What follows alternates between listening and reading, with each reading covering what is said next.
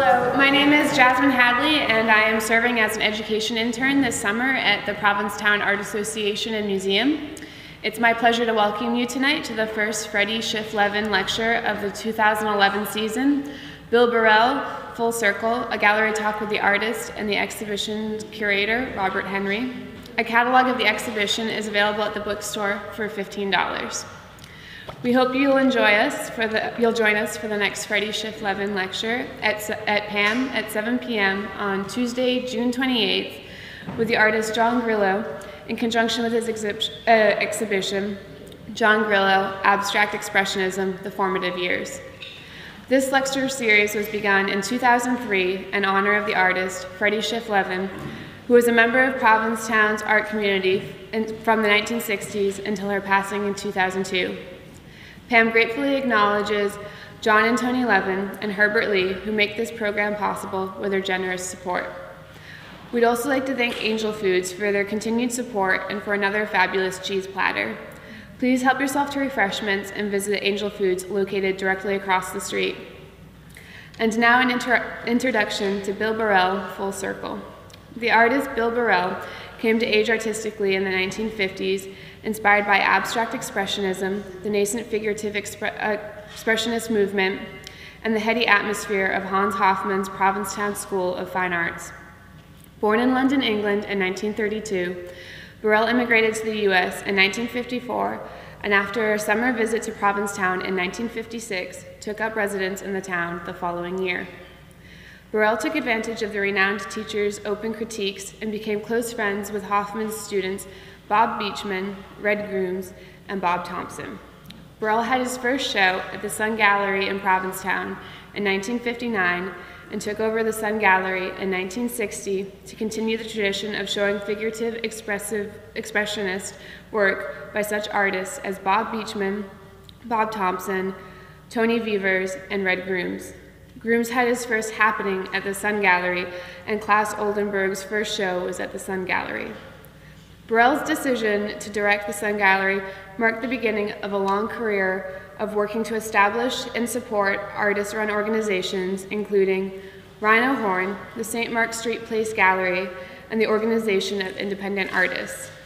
By the 80s, Barrell had set up a studio in Jersey City, New Jersey, and an old tobacco factory at 111 First Street, which became a home for over 120 artists. Later, together with others, Barrell helped to establish Pro Arts, an organization that assisted artists in finding work and exhibition space. As well as a home and studio space for artists, 111 First Street featured 8,000 square feet of exhibition space. Many of the exhibitions over the space's 20-year history were reviewed by the New York Times. Bill Barrell, Full Circle, presents work created by Barrell's more than 50-year career. Curator Robert Henry says of the artist and his work, Bill Barrell is a modernist. The physicality of painting and of paint and its application is at the core of his work. More recently, a kind of postmodern attitude has arisen. Quite a few of the paintings in the exhibition are clearly tributes to modern masters such as Gorky, Picasso, Matisse, and Guston. They are Barrell's interpretation of the history of modernism. Curator and artist Robert Henry's numerous one-person exhibitions include those presented at the Barbara Inger Gallery in New York, the Janice Avivson Gallery in London, the Berta Walker Gallery in Provincetown. His work hangs in the permanent collections of Brooklyn College, PAAM, the Cape Cod Museum of Art, Columbia University, Pace University, and many others. He is Professor Emeritus of Brooklyn College and studied with the abstract expressionist painter Hans Hofmann from 1952 to 53. Please help me welcome Bill Barrell and Robert Henry.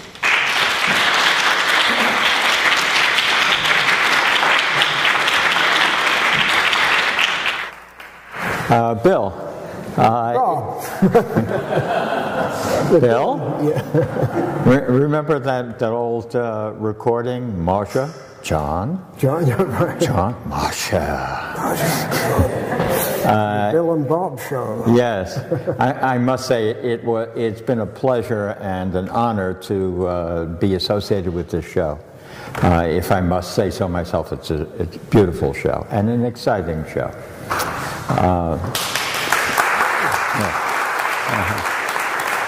So I'm here as kind of a facilitator to get things going, and I expect I won't have to say very much because I know that that you enjoy speaking. So let me just start out by asking you to describe how you got into being an artist. What made you become an artist, and how did you start? Okay. It really all started in Provincetown. I was 22 years old, and I came to Provincetown for a vacation. I had had a bad education due to the war. I come from England, and there was, my education was broken up. I think I counted 7 schools that I went to, and in England, you got out of school at 14. That was it. That was not dropping out. That was the end of the line, right? Unless you had wealthy parents that could, push you on. So I knew there was something I wanted to do up until the age of 22. There was something inside me saying, you really want to do something special, but I didn't know what it was. And I didn't have any counseling, I didn't have anybody suggesting or saying, you're really cut out to be this or that or the other. And anyway, when I came to Provincetown, I saw not just the art, but I saw a lifestyle. I saw a town that was just absolutely fantastic. And I saw artists, of course, and all of a sudden the whole thing came together and it clicked. This is the life I want. This is where I want to be. It fitted with my psyche, And I jumped in the car, went back to Philadelphia, spent my last $35 on a box, with the Grumbacher, paints and a few brushes, and went down the basement, and I thought, well, I got a long way to go, so I better get going, and I started painting, and I was really bitten by it. I really loved the idea. It made me look at things differently, see things differently, feel things differently, and I knew that's exactly what I wanted to do. And so I worked for a year, I saved up a little money, and I came back to Provincetown. I said goodbye to my job in Philadelphia, and they offered me all kinds of raises, trying to keep me there, and I said, no, I've got my calling here, So off I went. I camped on the dunes. In those days you could camp on the dunes. I just drove out, I don't know, I think it's head of the meadow or somewhere, set up my campsite, my paintbrushes and easels, and I painted all summer. Nobody bothered me, and so that's where it really started. And that winter I spent in Provincetown. And I was working on a construction site, and I met people. One of the major people in my life in the beginning is Tel Aviv Ins. And we became friends. He had a very beautiful way of life. He didn't have any money, but when we would ever have dinner, he could make a marvelous meal out of next to nothing. And we'd buy a cheap jug of Tavola wine, and we would sit and have a lovely dinner, and read poetry. And this is what I wanted. This is what it fed my feelings. And so that's the beginning. Somebody asked, oh, you are, how this whole thing, somebody or other asked how this whole thing got going, and so I was hooked, and here I was in Provincetown, and right in the beginning, I was working on a job a construction job in August out by the lake, which was an overflow project. And I was breaking up the cement that they had poured by mistake, and this car came along, a big convertible car, with a guy sitting in it. He called out, he said, do you know where I can find Bill Barrell? And I said, I'm talking to him, you know. So he said, well, I hear you're a painter. So I said, yeah, I'm a painter. He said, I'd like to see your work. So I said, oh, right away. You know, I jumped down, I jumped in his car, and we sped off into town. And I had a very good Portuguese friend who would let me put the paintings in his garage. So we went to the garage, dragged out some paintings, and he said, like that one, like that one, I'll take that one, that one. And he bought about 6 paintings. And for me, I'd never sold a painting, right? And I think it came to about, I don't know, it's about $500. This was like, wow, you know. And he put the paintings in the back of his car. It was a convertible. He drove away. And I found out it was Hans Hoffmann. Excuse me, I've got that on my head. It was Walter Chrysler. You know, I didn't have any idea that it was, who it was, you know. And so he became a collector of mine. He would come back in the winter and he would buy paintings. So that really got me going. This was just about my first year in painting, and have someone like Chrysler come along and buy some paintings. And just a couple of weeks ago, I got an email from William and Mary College down in Virginia, and they wanted me to sign a release form so that they could publish a painting that they had that Gene Chrysler had given to them. And I thought, wow, I had no idea which painting it was. So I said, would you send me a picture of the painting? I'd like to see it. They did. And I thought I was going to see, you know, this was my beginning years, and I thought, oh, this is going to be an awful thing. Yeah. It was great. I loved it. You know, it really was. It surprised me. And anyway, so that was Chrysler, and that was 1956, 57, and that was the beginning. Is that it? Well, I guess so. I have some more. You're sorry you asked. No, not at all. So you didn't really have a formal education the way I did. You studied by associating with artists. Yes. Rather than being formally schooled.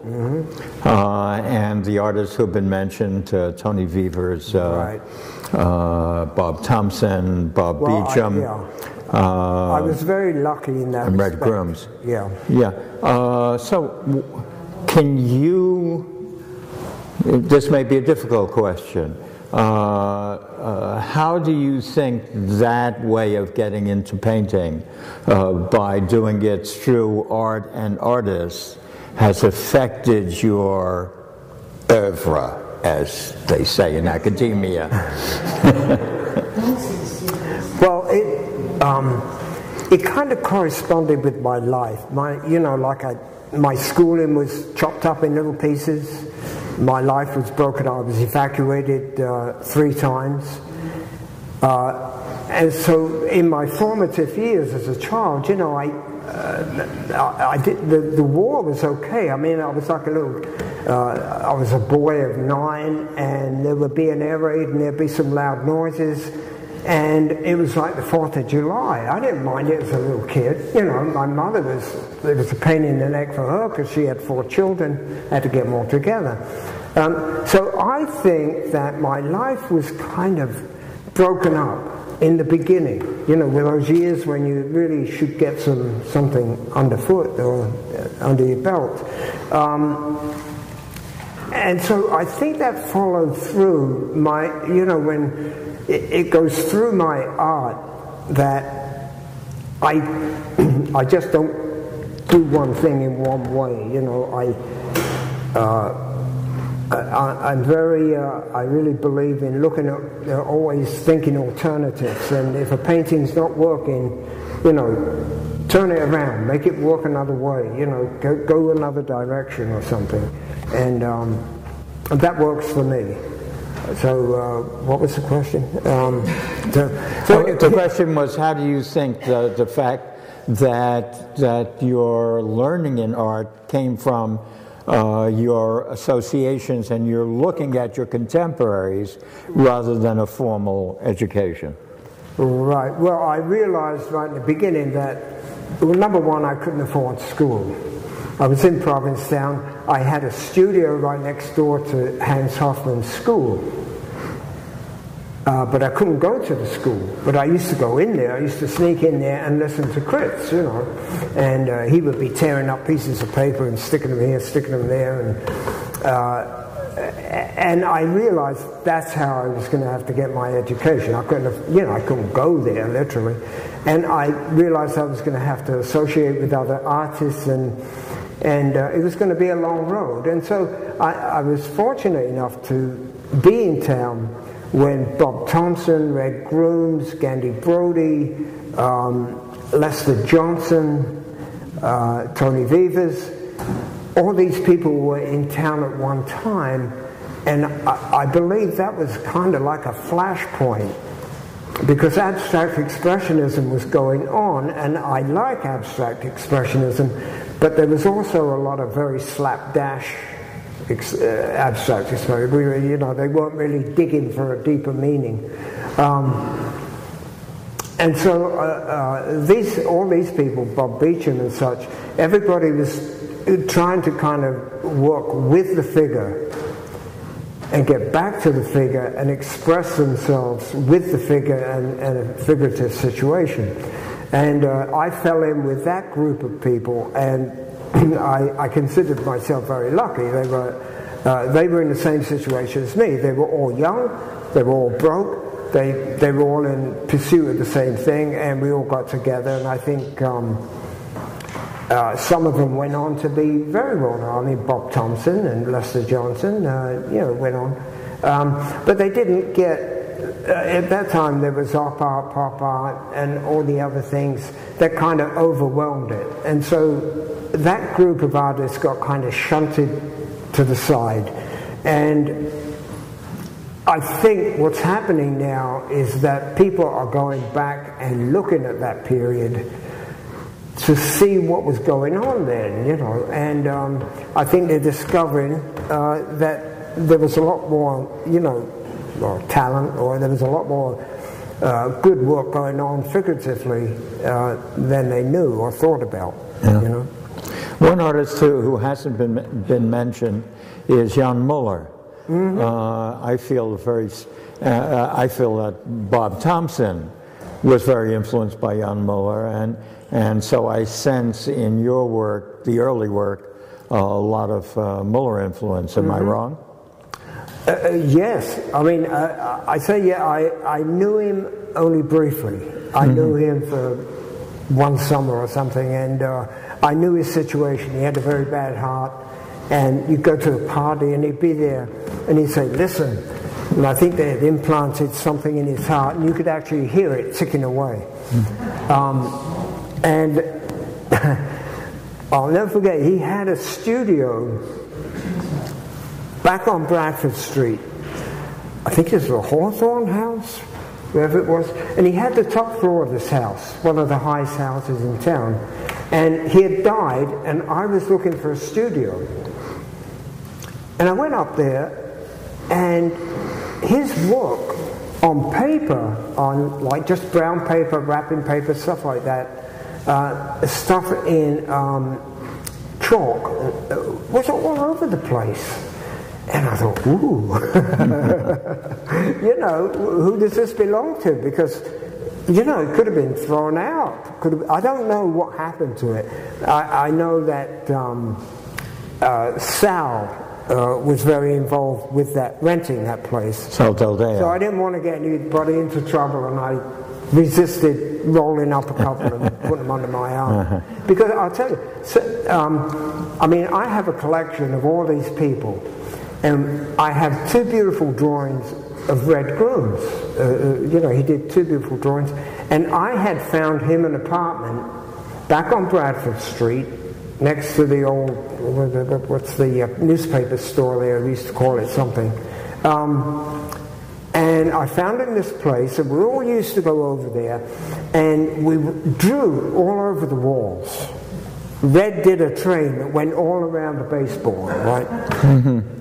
So then he left, and I had another friend that wanted a space, and I said, oh, I know just a space. So I saw the landlord. We went over to this space, and the landlord went in and he said, God, I'm artists, they destroyed this place. I said, well, you should just keep this place. It'll be a museum. Yeah, hell with it.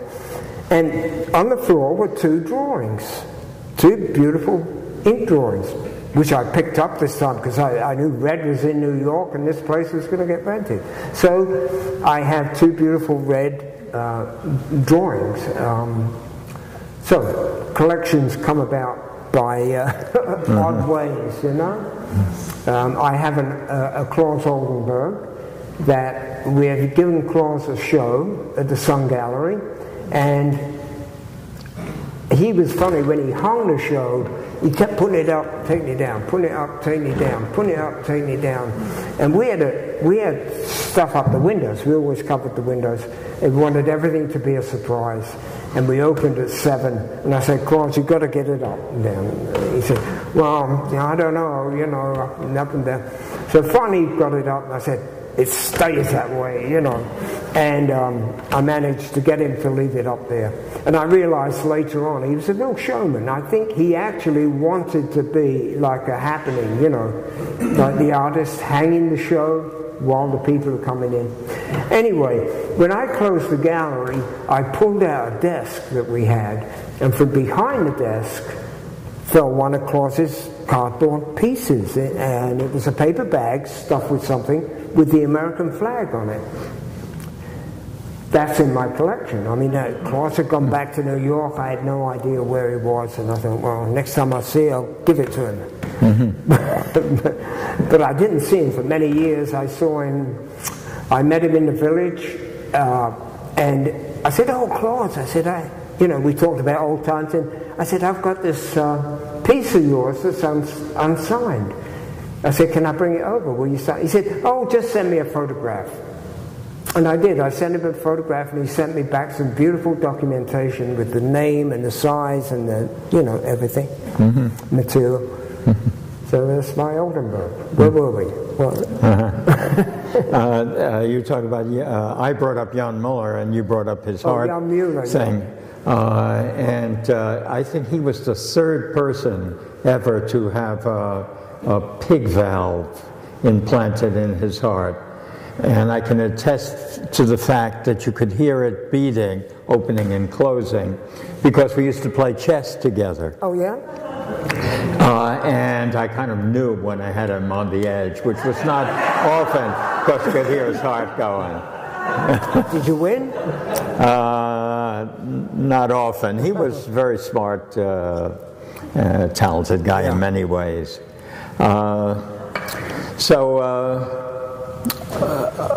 I think one of the things that's remarkable in your paintings is the individuality of your color, amongst other things. And you talk about picking up from Hoffmann's critiques some things that you learned from him. And I'm thinking it's got to be, amongst other things, color that you picked up from him. Right. What about color? What do you think about color? You know, he had his theory, right? Great theory, push and pull. And I understand it completely, what it does, how it does it. Painting is essentially, it's two-dimensional. So you're never going to get space, literal space. You can have the illusion of space, but no matter which way you approach it, it's still going to be two-dimensional. And Hans Hofmann was able to, you know, put those blocks and those colors in place and create a kind of a, you know, a powerful movement, you know, in the eye. You weren't going backwards and forwards, but it was like it was working on you as a push and pull thing. I understand how he came by that. But I knew a lot of people that didn't understand the theory. And I always thought it's a very simple theory, you know, that, you know, certain colors backwards and forwards, and where you place them and what you place them next to and how the shape is, and, you know. So I could never really understand how people didn't understand the push and pull theory. So yes, and I think it came, I mean, I remember I went to school in Philadelphia for 2 weeks at a portrait class. And the first thing the teacher told us is never put red down in the corner of a painting, because it will distract everybody from the painting, right? I immediately thought, ooh. Right. You know. Well, I could see his point, but it didn't make sense to me. Yeah. You know.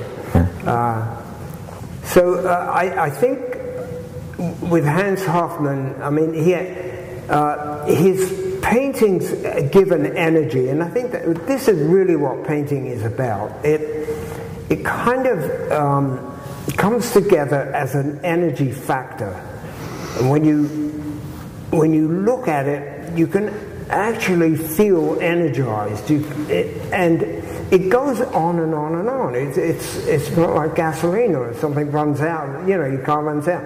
It's a constant. You know, we look at you know, certain you know, there was a painting of Van Gogh's with color, I think, it's flowers. It's in the garden. It's I'm trying to think of the name of the flowers. It's like a lily. Lilies. It's not lilies, but it's another name. Anybody know? It's like a beautiful blue. Irises. Yeah. Anyway, he has a painting of that, and I used to grow these flowers in my garden. And in the spring, it's like they're like that poem about, you know, like the earth splitting apart and the power coming up in the spring, and they come shooting up, you know, and they almost go like 3 or 4 inches a day, and then they come out, and they're absolutely gorgeous. You sit there and you look at them and you think, oh God, they're going to be gone soon, you know, and. But Van Gogh was able to paint those flowers, and he captures that moment, and they're there forever. You know, you can go and look at that painting of Van Gogh's, and they're as fresh as the day they, you know, kind of broke open. And so he was able to, you can't do it with photography, he did it with that color, you know, absolutely fantastic. So, and when you look at any of those Van Gogh paintings, I mean, they are packed with an energy, and they can leave you feeling really, really very good. So how do we get that energy into a painting? I mean, it's tough work. It's hard work to really get a painting functioning on that level, giving off energy, and.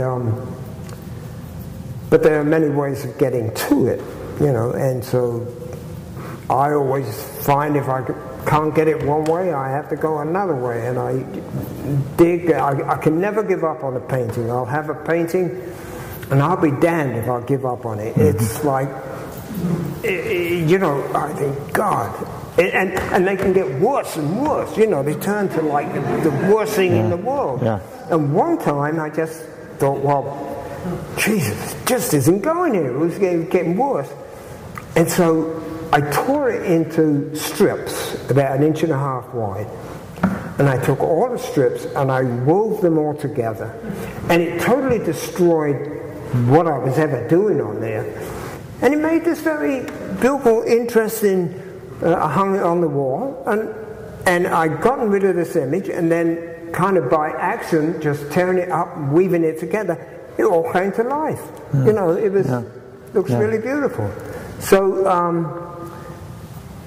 I'm always curious. I'm always looking. I'm always digging.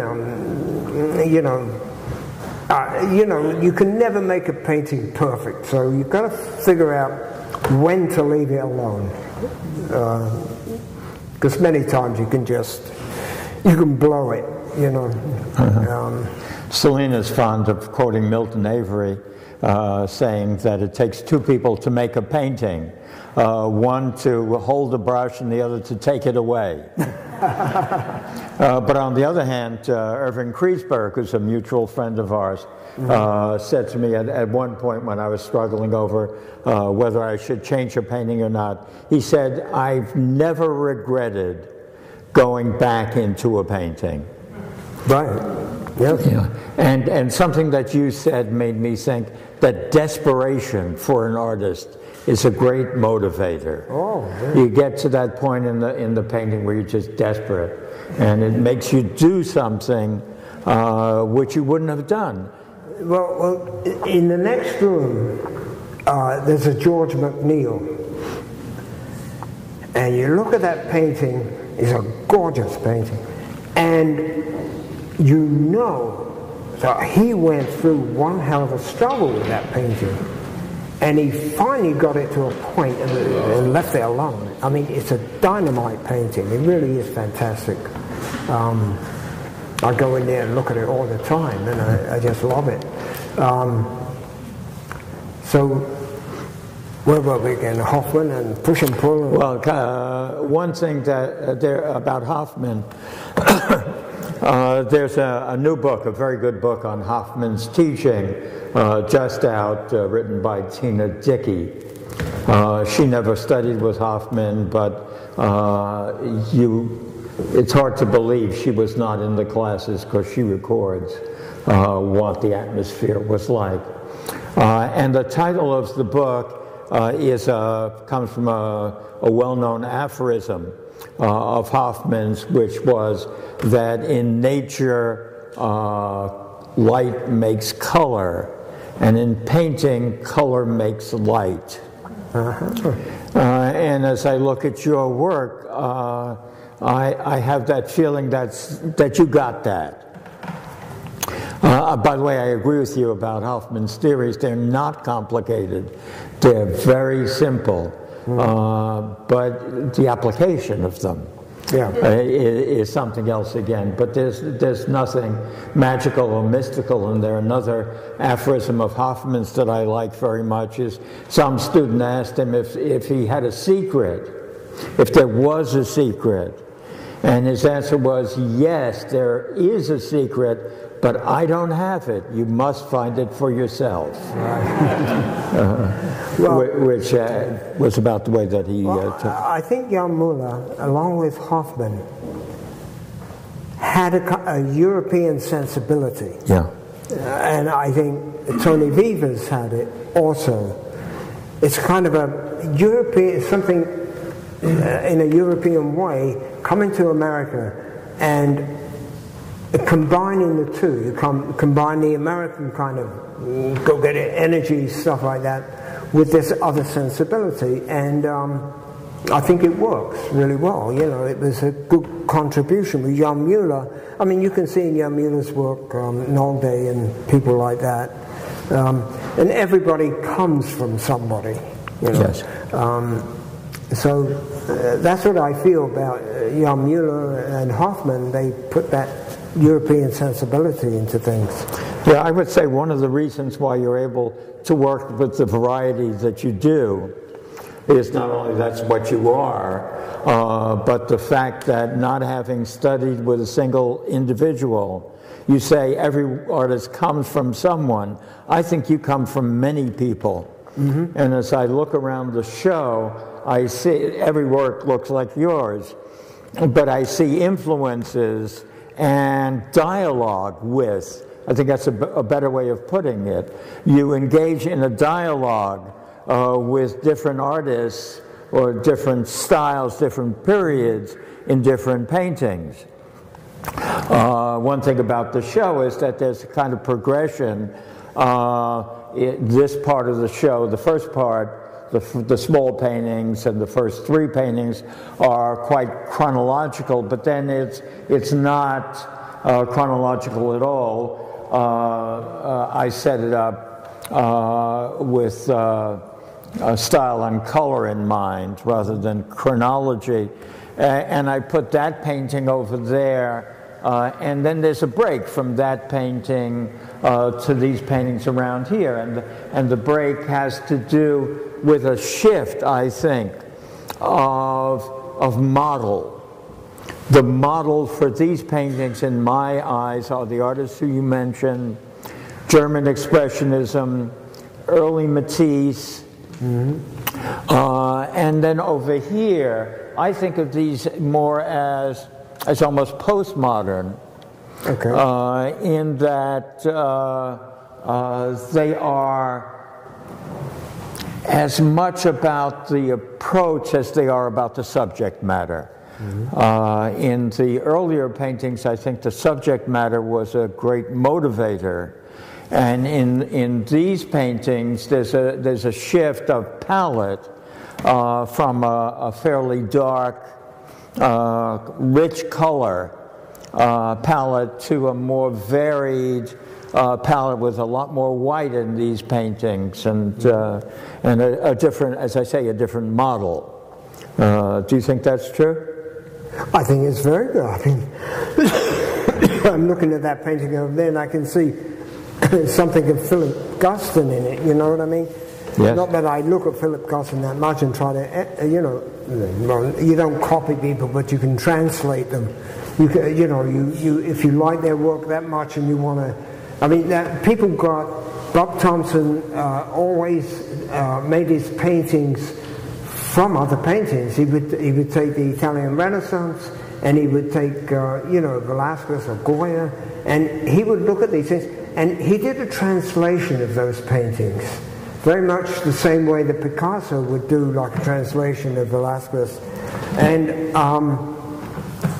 and so it's fine to look, say, at whoever you really admire and translate them into your language, and that happens to me. You know, I look at Philip Guston. I really like Philip Guston, but there's he's got a very distinctive, mysterious kind of thing going on. You know, and he's a very odd painter. I mean, if you look at Philip Guston's very early works, I mean, back in the WPA days,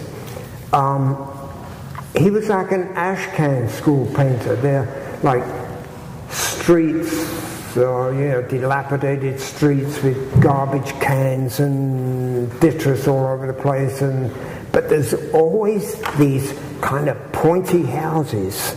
Like he always has this kind of like pointy thing that comes out in his work, a certain shape, almost like a hood shape, almost like take up on the Ku Klux Klan or something. Yeah. But he did those paintings, and then I think when he was a great abstract painter, but when he did the final paintings, it was like he made a complete change, and they was different as chalk and cheese, and they're really great. I mean, they're mysterious and funny, and I like his abstract paintings very much too. But boy, those last ones are knockout. And So talking about the Pointy Houses, I was thinking, though I don't really have, I've seen the paintings, but I don't have an image in my mind's eye of them. But it made me think as a possibility that the Pointy Houses had to do with Europe. And coming from a place where the architecture had a lot of pointy houses in it. Possibly. And then I thought, referring back to your earlier comment about European versus American painting, I always had the impression, I had the impression in the 50s, that the big difference between American painting and European painting had to do with finish.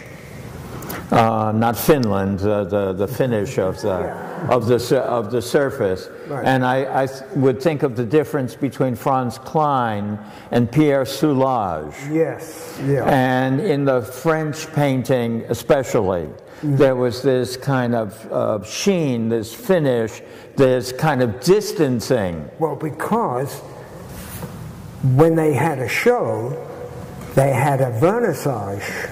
And a vernissage is you go in and you put a finish on it. Yeah, what is it? Yes. You varnish. Yeah, the varnish. Yeah. You know, and they have a vernissage where all these people go in and you varnish your painting. That's a vernissage, you know. And so they do have that kind of shiny, slick finish. Whereas as your paintings, if they have some European references, and they do, to Matisse, Nolde, whatever, they have a very American approach to surface. And it strikes me that a lot of it has to do with what you spoke about in terms of Hofmann, and having the vitality of the painting come from the painting itself, the color, the composition, and the paint, rather than what it refers to. I noticed, after having mentioned the shift from that painting to the ones over here, that until you get to the smaller paintings on the back wall, these are basically still lifes, with the exception of this one, which is a view out the window, but still it's a sort of still life.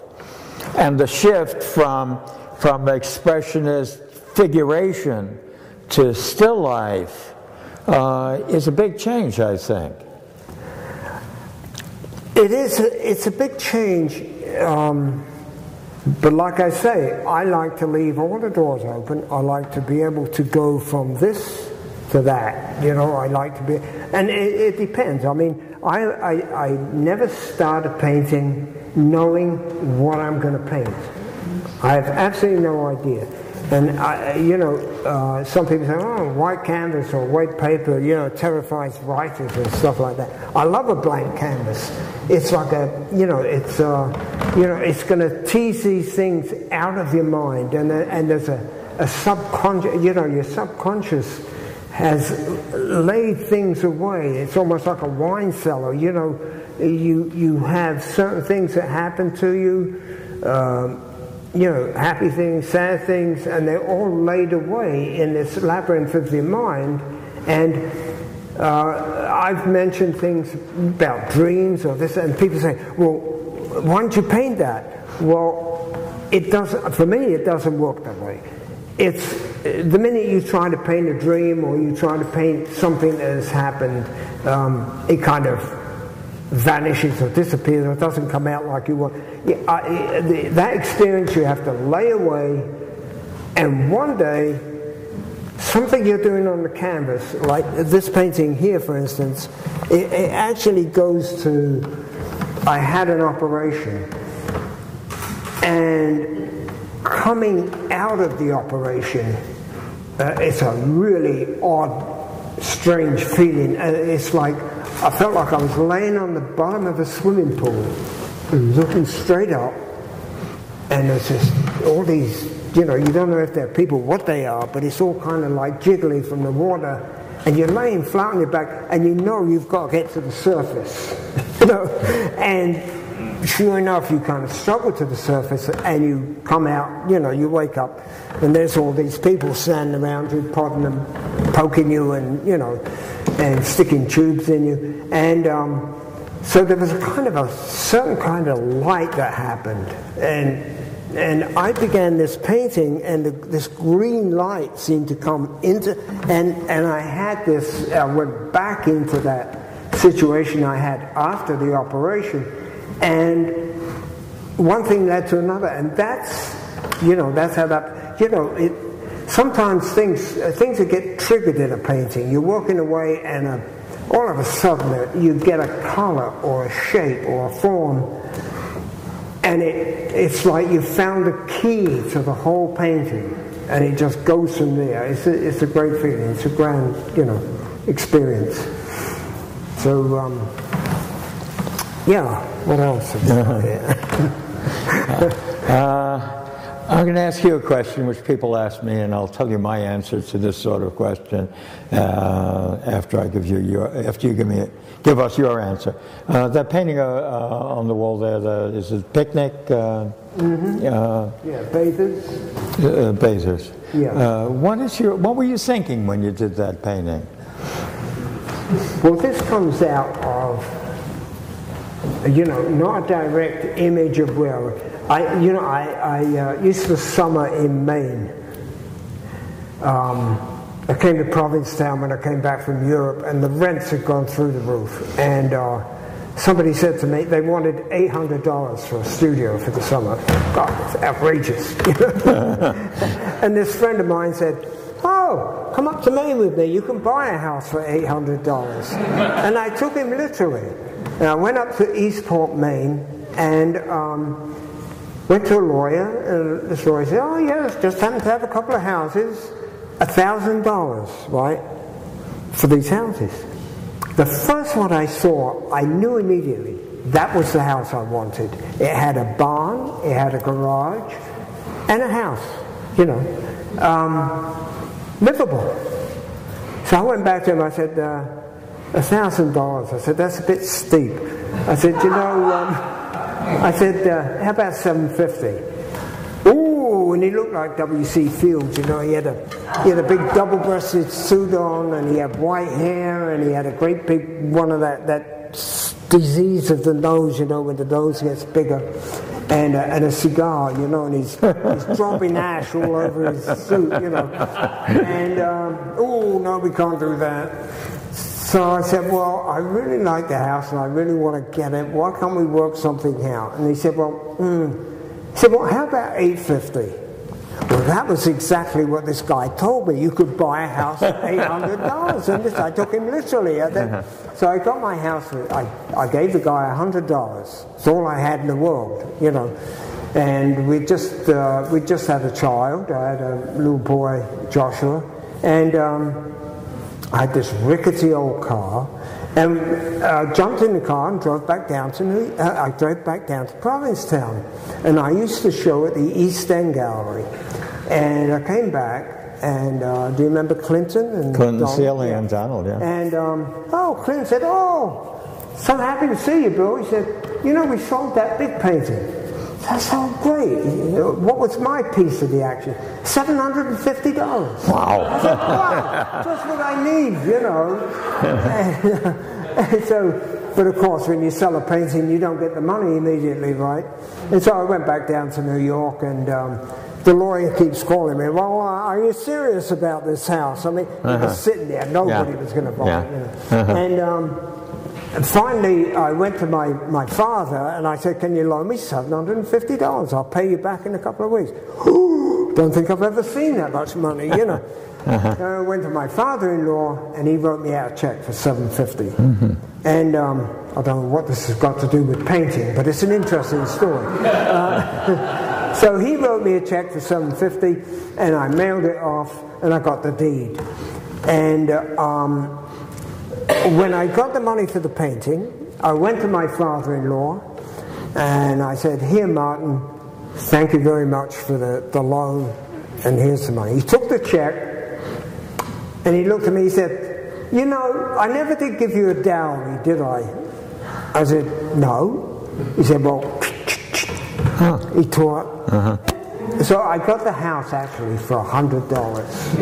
Now this house is beautifully built by a bulkhead builder, so it was tough as nails. He said that, and it looked over the bay, right over, nothing in front of me, and you could see Roosevelt's house on Campobello Island, and you could see his lawn that came right down to the beach, and it was gorgeous place. So anyway, let's get back to painting. Huh? Oh, I did that painting. There's a painting here. That one there, actually. It says "Return to Eastport."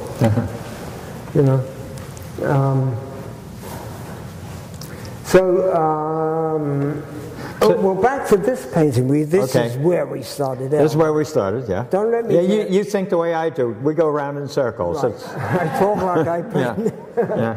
No, so anyway, in Eastport, it was in the summertime. I only went in the summertime. It's beautiful. There were lakes and streams and woods, and we'd go out with the kids, and we could go skinny dipping and everything. You know, it was grand picnics. And then I had a friend that had some land down in the French West Indies, and I said to him, well, why don't we go down there and do what the birds do? You know, so I was making sure. I set up these kind of bucolic areas I was living in the summer, because I lived on St. Bart's for three winters, and it was absolutely gorgeous. I mean, fabulous. So this painting kind of comes from like a depiction of, you know, goes back to like almost like hippie days or something, when we'd all go out swimming, you know, skinny dipping and whatnot. Yeah. So I always liked that, you know, that feeling of being in the woods and swimming and the freedom of it, and so that's where that comes from. Okay, my answer is much shorter and much less entertaining. When somebody asked me, what were you thinking when you were doing that painting, my answer is, thinking and painting don't go together. That's right. No, it's good to get in that state. If you really, and it's got to be constant. It's difficult sometimes, you know, if you've got a kid to pick up at school, or you've got to go out and get the dinner, or you know, a family situation where you're doing a lot of these things. I mean, I gave up on brushes. I used to dash off to get my daughter from school, and leave the brushes and everything there, and I'll clean them later on. Mm-hmm. You know, well, then something else would happen, and something else would happen. The next thing you know, you go back in there, and you've got brushes that are rock hard, right? You know, there's a lot of fractured things in your life. I think, ideally, if you can be wealthy, if you can be the child, you know, be an artist and have wealthy parents that just shovel money your way, and you don't have to build any of your stretchers, and you don't have to, you know, do any of this stuff, and you just paint, you know. Yeah. And a lot of painters at the turn of the 20th century were like that. They didn't know really, there wasn't any kind of bohemianism, you know, until that about 1880s and stuff, where people began to, you know, instead of painting academically, freed themselves up and began to be more expressionistic. And but it came at a price. Those academic people were very, very wealthy. They, you know, you didn't go into painting or anything like that unless you had wealthy parents. So, one last question, because we don't want to go on too long. It's notable how involved you've been with other artists, setting up, showing venues, and organizing groups. I'm thinking of, amongst other things, the Rhino Horn Group. Mm-hmm. You want to talk about what motivates you to do these cooperative things with artists? Yes, there's definitely a kind of a security in groups. You know, if you look at art history, you can see the Blue Rider, and you can see this, that, and the other, and the Cubists, and those, and this, and they all came as groups, and as a formation of a bunch of people that are looking at life in a certain way, from a certain aspect. Then not only do they can get together and formulate new ideas or ways of painting, but it's they get more attention, they're remembered in art history through being in that group. So you know, getting together as a group, or, you know, being supportive of each other is very important, and that happens in the arts. I mean, I've spent so much time with groups, and I mean, there was one, the OIA, which it's still around. It's a big group in New York. But it took a lot of, I mean, you had to devote yourself to it. There was no money. There was, you know, it's just a great idea.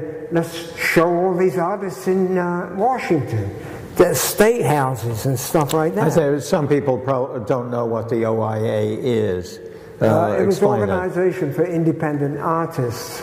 And it was formed by, I think, about 10, 12 people who got together in Flanelli's one night and sat down and hammered out some ideas.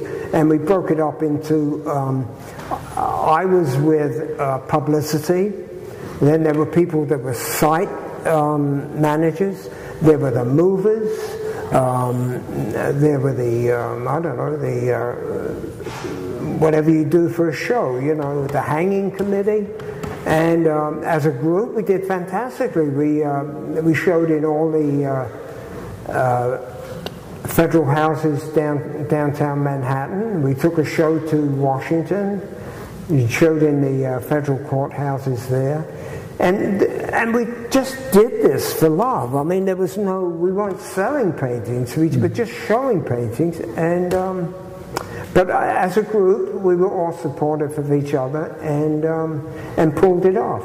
And that group is still a group, a viable group. And the idea was to put art in public spaces. It was like an artist-run WPA. Yeah, and but you needed a group to do it. And like I say, hanging, moving, publicity. Of course, you've got to be young too. If you're old, forget it. Forget about it. Yeah.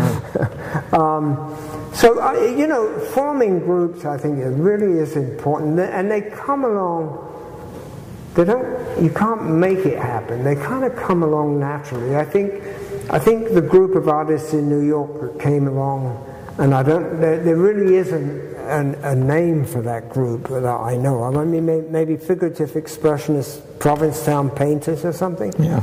But what they really need is one name, you know, like as a group. I mean, if you put Gandy Brody, Mueller, Bob Thompson, Bob Beauchamp,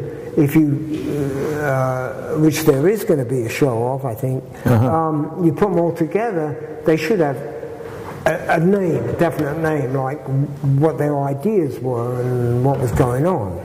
And that, you know, just the shorter the name, the better and everything, you know. But you know, I'm happy that I'm going to be showing over at DNA Gallery because he's showing all those people.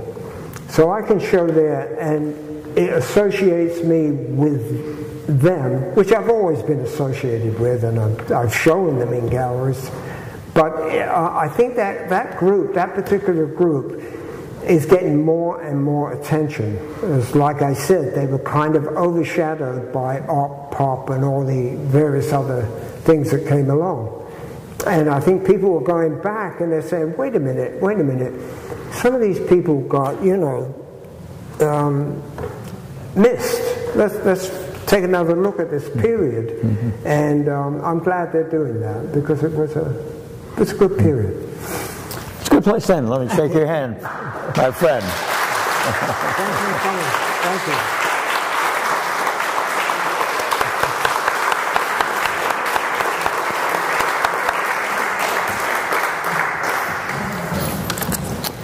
Okay.